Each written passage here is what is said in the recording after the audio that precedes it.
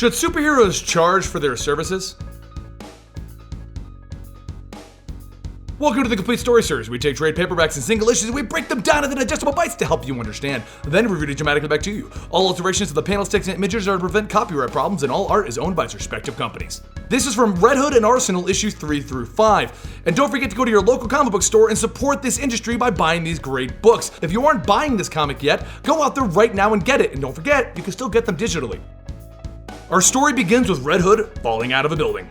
Arsenal literally fires an arrow into his shoulder to catch him, and once it goes taunt, he screams out in pain. "This is your idea of a rescue, Roy?" It worked, didn't it? Then Red Hood hears the crowd below. "Go Bat Guy! We love you! Red Bat rocks! I'd hire you!"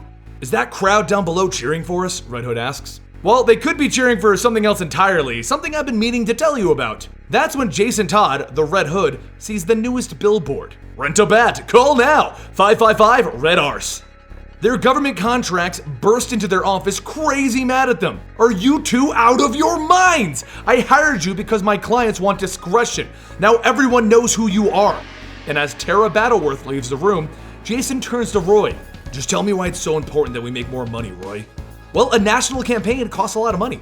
"Ah, geez, this is my fault for allowing you to open up a joint banking account," Jason says as he facepalms. Roy's plan does work though, and their first offer brings them to an old broken down house, with their first client being a rather large, disgusting looking person named Underbelly. He explains that he is thought-made man, the corruption that runs through every major city in the world, the living embodiment of greed, sloth, envy, and murder. And he wants to hire Red Hood and Arsenal as his new enforcers. Red Hood stops him right there. "Yeah, it's not just that easy. We don't just work for anyone." And Arsenal looks a little confused. "We don't?" Then Red Hood opens fire, completely destroying Underbelly, and he walks away.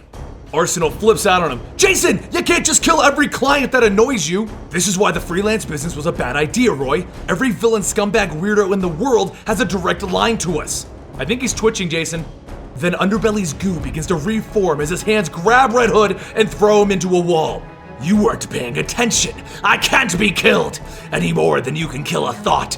If you will not serve me, you will die! Thunk!" Did you just say thunk? "No, wasn't I. It was me!" Arsenal shouts from a distance, and then Underbelly explodes again. It's going to take him a bit to reform from that. "You know, Roy, you're wrong. If we didn't make that ad, we would never have found this guy. Maybe we can use this business to lure out more people like him." "You had me and I was wrong." "So if we're gonna shut him down for good, we're gonna need to find the center of his operation. And I've got a hunch where we should start.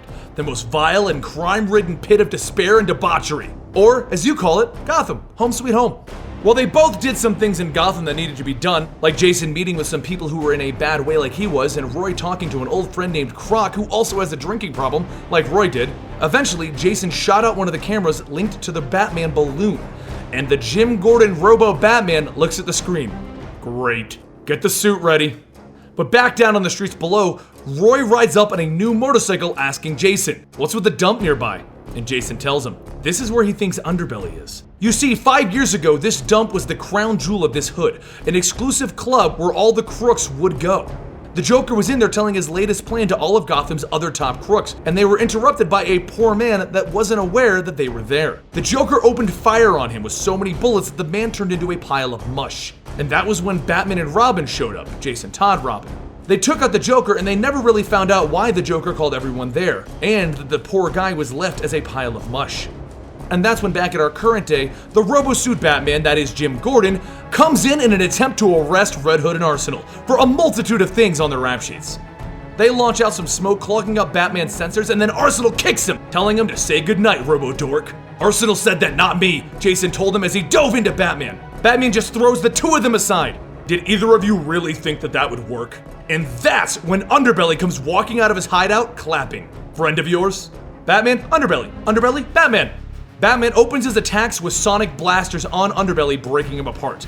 And then Arsenal turns to Red Hood. These sonic blasters that Batman has are great! I so need to build me one of these suits. And Red Hood replies with, I can't hear you, but I'm certain you're saying something stupid. Jason then asks Batman if he thinks that was a little overkill. And Batman explains that the GCPD has actually been tracking Underbelly for a while, and they knew how to take him down. But while Batman is explaining, Arsenal is counting. 3, 2, because Underbelly is reforming on 1. Underbelly opens with a massive fist hitting Batman and taking him out, and then he turns to our two idiot former sidekicks. Gentlemen, you made great effort to find me. Have you reconsidered my offer? Not at all. Yeah, we're here to kill you for reals this time. Underbelly laughs and he tells them, you can't kill a thought.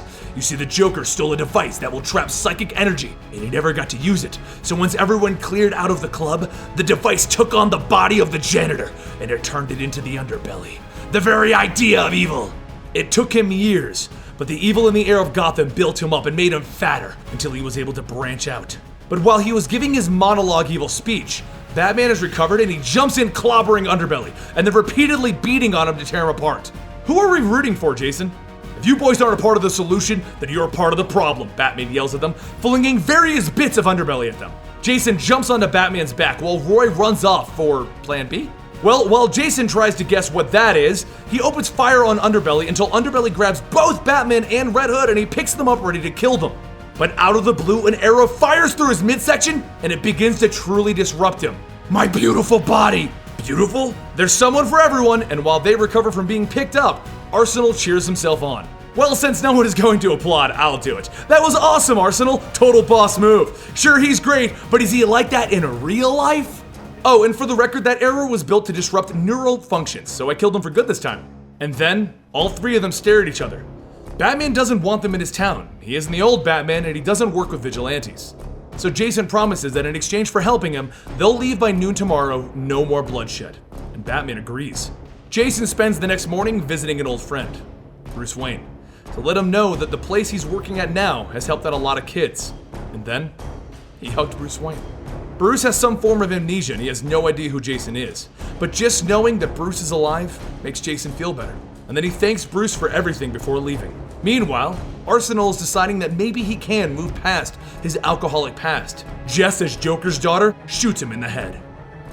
And that is the end of the latest arc for Red Hood and Arsenal. As I've said before, I really love the direction that they're going with the storyline, and I can't wait to bring you guys the next story arc that involves Joker's daughter. I'm Benny the Comicstorian, and don't forget to check out the other videos on the screen right now, you just might like those too.